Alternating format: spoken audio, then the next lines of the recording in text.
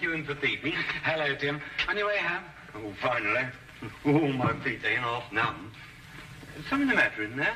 Yeah, just a light. I noticed it's been burning for a couple of days now. Wondering if I shouldn't step in and tell them about it. I reckon they must have left it burning by mistake, you know. They'll know all about it when they get their gas bill next month. Yeah, I know. Seems a shame, though, doesn't it? Still, I don't think it'll do much harm to go and ask them if they know it's on. I hope they didn't tell you to mind your own business and pack you off. Well, I'm just going to have my pint before supper. Cheerio. Cheerio, Tim.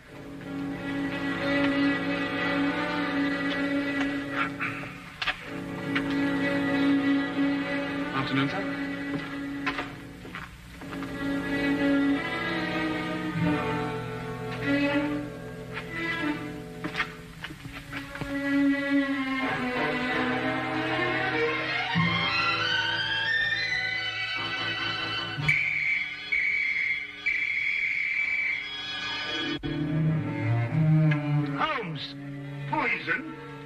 Yes, Watson, Egyptian, as a matter of fact. I'd read about it before, but I'd never worked with it.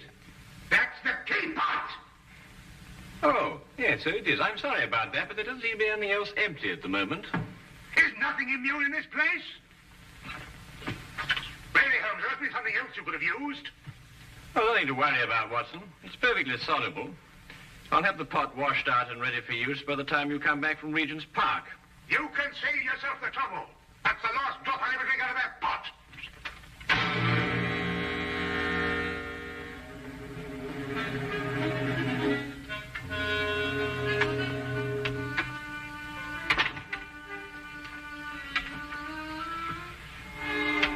I say, Holmes, how in thunder did you know I was going to Regent's Park? Well, a simple deduction, my dear fellow. Take a look at your clothes. What's the matter with them? I might easily be going to the club in these. You're immaculate, except for those old shoes. Oh, those. I've forgotten all about those. So I deduced that you're going to a place where you're likely to meet people, but also you're liable to scuff your shoes. The gravel paths of a public park seem to fit that perfectly. But why Regent's particularly? We're lunching at 12:30, and since it's now nearly 11, I assume that your choice of parks is limited to the most convenient one, that being Regent's, of course. Simple deduction, really. I wonder who that can be this time of the morning. Would you care to deduce it, Watson? No, I think it'd be simpler if I just open the door. Would you be Mr. Sherlock Holmes? No, but won't you come in? It's Mr. Holmes I've got to be finding. I am Sherlock Holmes, madam. Won't you be seated? I will that. Sure, I've lost a bit of my breath. Have you come far? Clean up from Chelsea, I have, sir. Well, that's a long way indeed. May I introduce my very good friend and colleague, Dr. Watson? Good morning to you. I will do. My name's Dugan, sir. Mary Dugan. No doubt you find it a bit odd having a stranger burst upon you in the height of the morning like this, but I've come from a house black with sorrow to ask your help. 'Tis the house I work in. Is there some difficulty in the house? Difficulty? Aye, and more. There's murder. Ah, murder, is it? Now, this is most interesting. Won't you go on, Mrs. Dugan? 'Tis the master of the place himself, Mr. Harringway, that's dead. Found by the bobby of our street. Filled with a dose of something with a great long name, the old man was. But surely if he was found by the police... The police? Sure, 'tis them that brings me here. They've come and rode young Mr. Vernon off to jail for committing the crime. Mr. Vernon? Aye, a strapping lad who's soon to marry Mr. Harringway's stepdaughter, Janet. I gather that you're not in agreement with the police, Mrs. Dugan. Hush, well, that's the problem. That's what's been torturing me all through these black nights and making my life unbearable. For you see, Mr. Holmes, it was my testimony, and my testimony only, that's put Mr. Vernon in jail. It's because of what I told the police that he's sitting in the cell this very moment waiting for his time to go. And yet you believe that young Vernon is innocent? I'm certain the lad's innocent. Sure, I feel it in my bones. Yes, but I say, didn't you tell the police the truth? I told them the truth, sir, but somehow unbeknownst to me, I must have lied. Perhaps you'd better start your story from the beginning, Mrs. Dugan. Aye. Well, it all happened happened last Friday afternoon. Late in the afternoon it was, for I was soon to be leaving the house, having the weekend off as I do. It would be about 5 o'clock when there was suddenly a great clatter upon the door.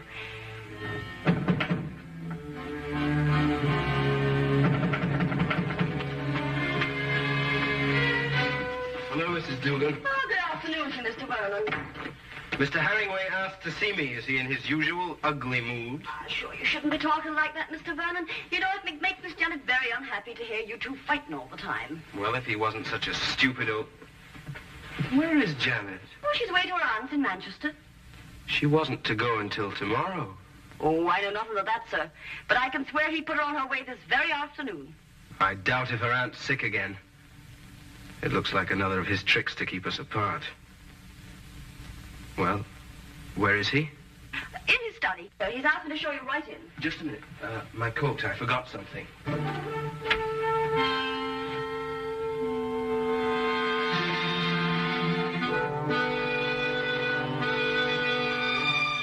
All right. Come in. Mr. Vernon, sir. Would that be all? No, Mrs. Dugan. I want you to remain. Remain, sir. Just sit over there and listen to every word that's said.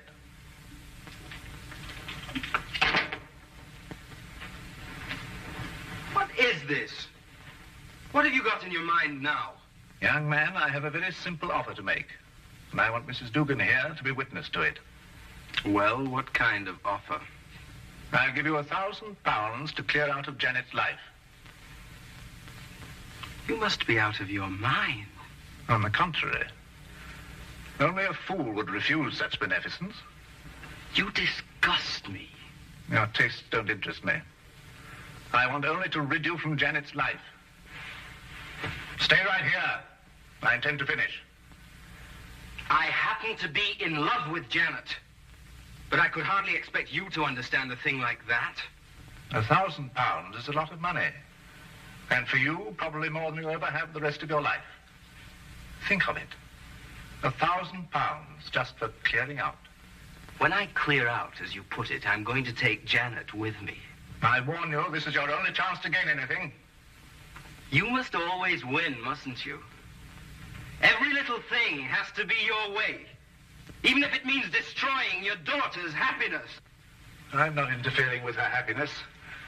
I only want to cleanse her life of a bit of trash. You may have had her under your fist all her life, but she'll break away now. No matter what you do, Janet's going to marry me. Mr. Herringway. Medicine. My medicine in the cupboard in the next room. I'll get it. Green bottle on shelf.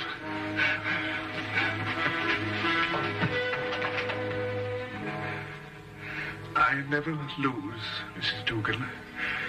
I never lose. Oh, hurry, Mr. Vernon, please, hurry. Coming.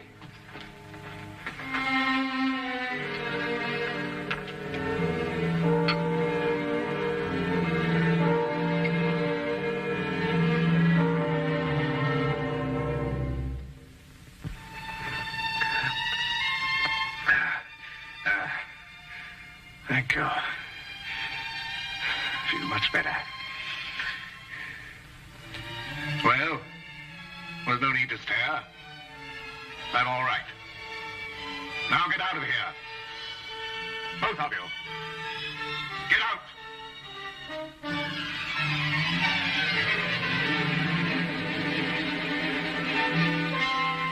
Get out.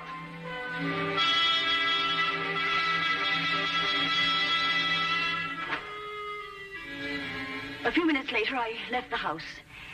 And that's the last I ever saw of Mr. Herringway. Alive. I see. And what did you tell the police when they questioned you? You sure I told them everything? Just as it happened. About the bottle Mr. Vernon took out of his coat pocket, the sudden quarrel, Mr. Herringway's attack of illness, and Mr. Vernon going to get the medicine. And this was sufficient to have young Vernon remanded on a charge of murder? Aye, for the police informed me that it was the medicine, the very medicine that I saw Mr. Vernon give Mr. Herringway, that killed the poor old man. They say that poison was put into the medicine. Yes, but look here, that certainly seems to point towards the young man. When he went to obtain the medicine, he apparently slipped in the lethal dose. It seems that way, sir. But in my heart, I can't bring myself to believe it of him. That Inspector Lestrade, though, he won't believe another thing else. Lestrade, eh? He's the policeman who seems to be in charge of it all. Indeed. Inspector Lestrade, you hear that, Watson? We must go round and see him. Well, if you think it'll help. Aye. And 1,000 blessings on the pair of you. I don't know what we can promise you, Mrs. Dugan. I shall have to have a word with Mr. Vernon before I can express an opinion on the case. However, we shall certainly go and see Inspector Lestrade at once. I know it looks dark and all, but I must keep up hope.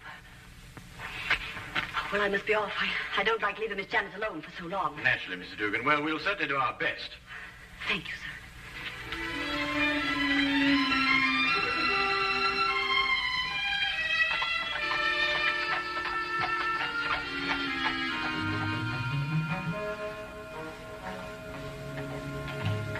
I can't see any reason for it.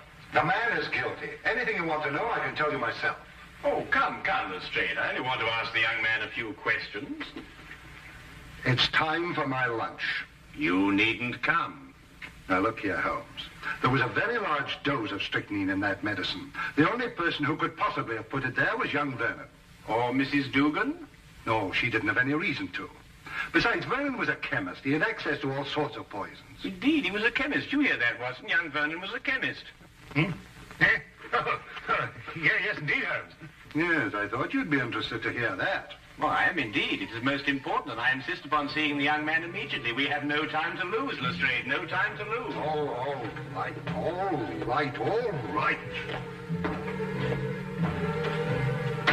I don't see what you can possibly gain from this. But if you insist, you can see for yourself. His whole attitude merely supports the evidence. Well, here we are. Inspector Lestrade. Yes, sir.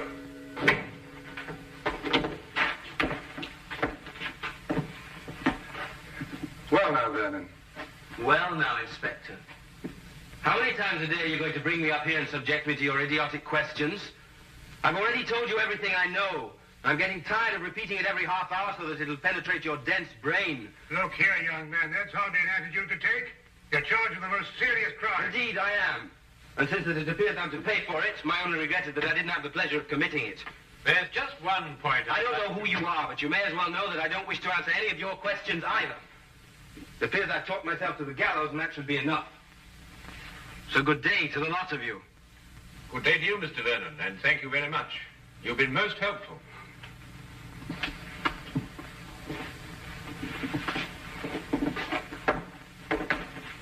President Young Rogue. Oh, very interesting, Lestrade. Take the Baker Street home? Certainly not, Watson. We have a killer to catch. Killer? Yes. What do you think you were just talking to? A very furious young man, Lestrade. But he's as innocent as Dr. Watson, me, and you. Or perhaps not quite as innocent as you.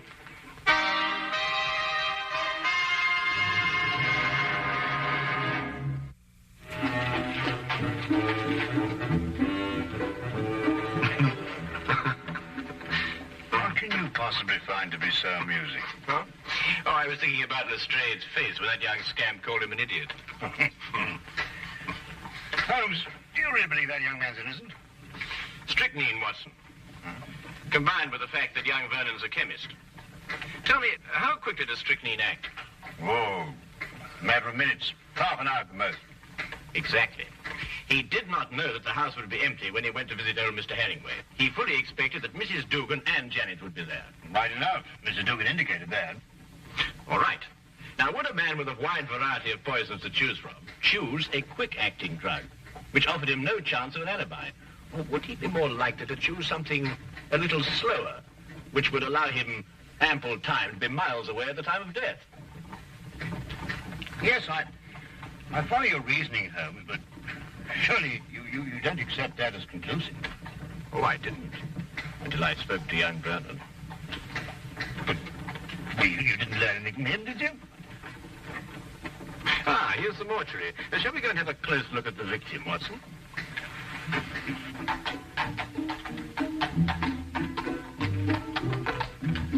Holmes asked to see the medical examiner's report, and as we prepared to enter the mortuary, he explained his theory that Vernon's violent temper didn't fit into the cold-blooded pattern of this crime. A particular sort of fellow, our friend Herringway. No, why do you say that? Well, notice the well-kept hair, the neatly trimmed moustache. Mm-hmm. Wasn't so particular about his hands, was he? What do you mean, Watson? Well, look, the dirt definitely packed in under those nails, even gone into the cuticles.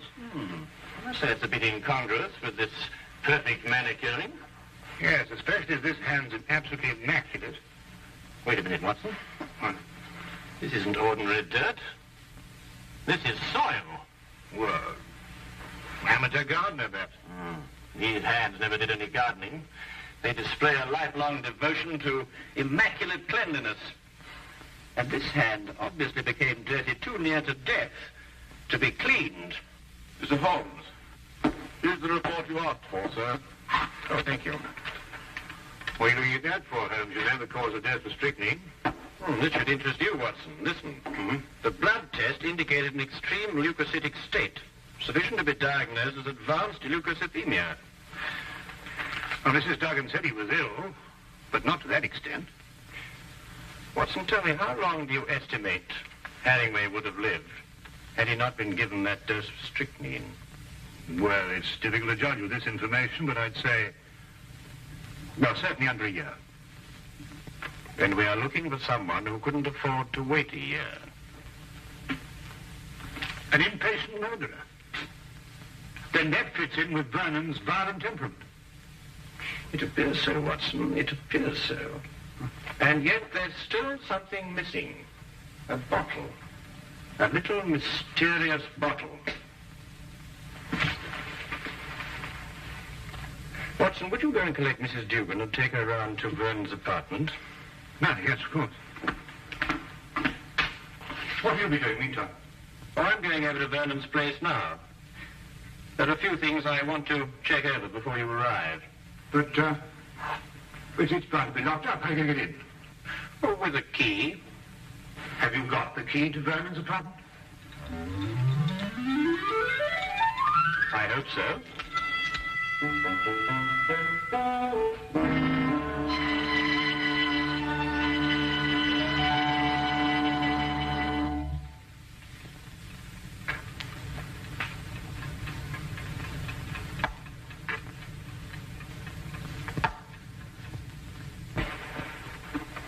We came as quickly as we could.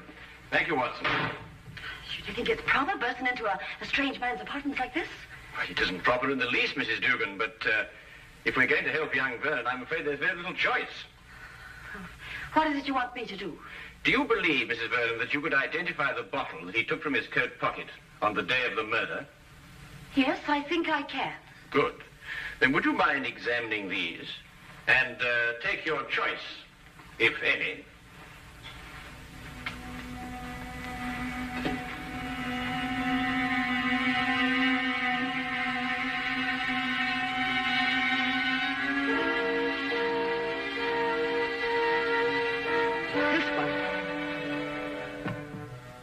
You're certain?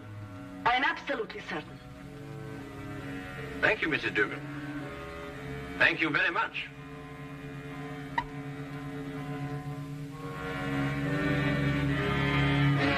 Holmes! It's all right, Watson. It's quite harmless. It's oil of cloves. Oil of Mrs. Dugan, I presume that your employer was a teetotaler. Oh, he was that. There was never a drop of anything at all in the house. Hated the stuff he did. Yes, but is it important, Holmes? It's essential for young Vernon, Watson. We have now only to visit Mr. Herringway's study to forge the final link of proof against a most amazing murderer.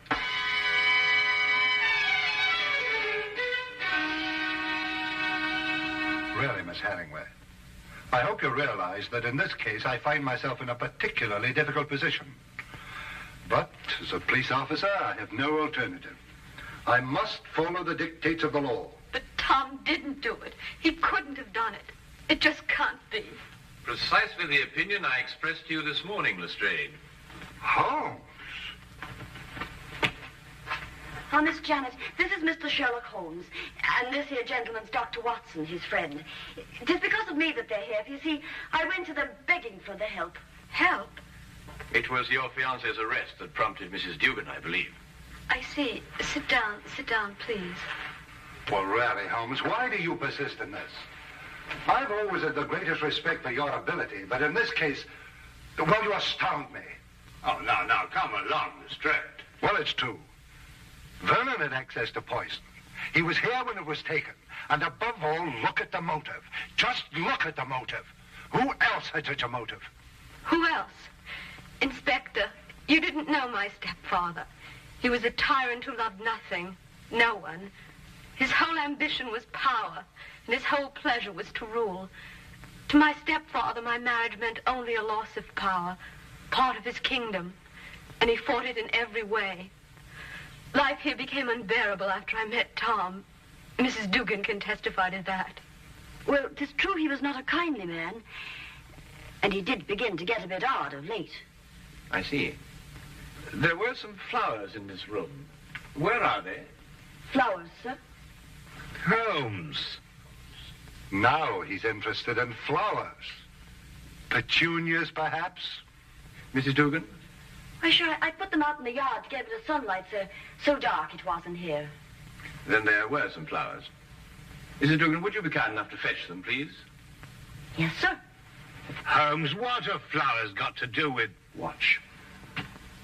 You know, Inspector, your difficulties in this case really must be overlooked. Do you know that you've been deliberately duped? And very cleverly, I might add. I haven't been duped at all. I've got my man. Now, you see, you were looking for a murderer, whereas, of course, there isn't one. First it's petunias. Now there's no murder. There's a body, but no murder. You see, Mr. Herringway committed suicide. There was no indication of suicide whatsoever. No message, nothing. Well, naturally there was no indication of suicide, because it was deliberately planned to look like murder. Are you serious? Completely, Miss Herringway. You see, your stepfather was more of a tyrant than you imagine. Losing you to Vernon meant losing power. And so first of all, he tried to bully him. Then he tried to bribe him. And when that failed, he tried to kill him. Mr. Herringway tried to kill Vernon? Yes, Watson. By committing suicide in such a way that Vernon would be blamed and executed for Herringway's death. The stage was set, the heart attack was feigned, and Vernon was sent to get the medicine. If Herringway took the poison himself, where did he hide the bottle? Of course, that's right. The poison acted too fast for him to dispose of the container. But he did dispose of the container, Watson. And if my theory is correct, it should be in one of the two flower pots that Mrs. Dugan is holding.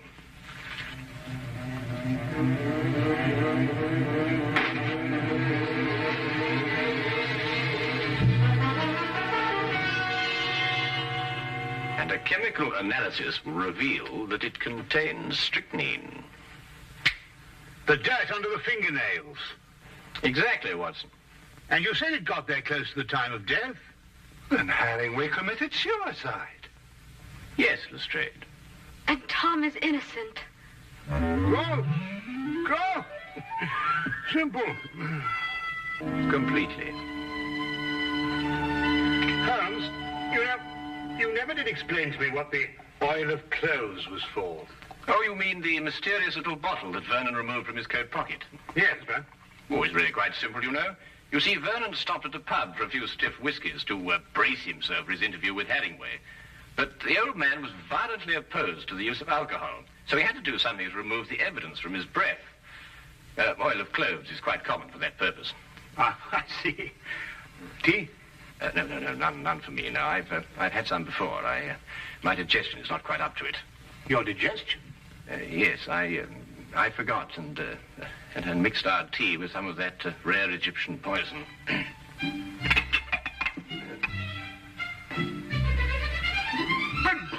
But confound it, man, the tea's ruined.